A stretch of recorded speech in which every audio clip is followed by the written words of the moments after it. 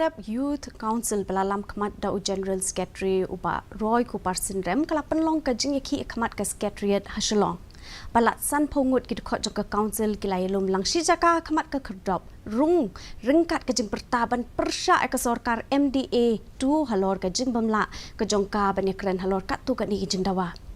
Kani ke Jingiakhih ke dai ru halor ki lai teli kimat kata ke jing pentrai kami ke inner line permit kajing kan thop ya ka ktin KHASI ka kernet ka bapra jong ka riti senchar kadar kari bat ka kin hon kalapen pauru ya kajing pitar persya ka sorkar halor ka jing bamla ban pen sange mardor ya ka jing wan poi ki nong petwer sepo ka jela.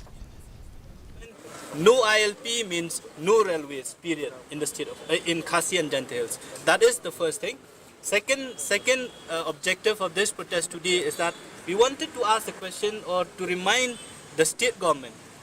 During the last 5 years, we have seen issues like the ILP, the KHASI language, as well as the amendment bill of the MRSSA 2020, which are still pending.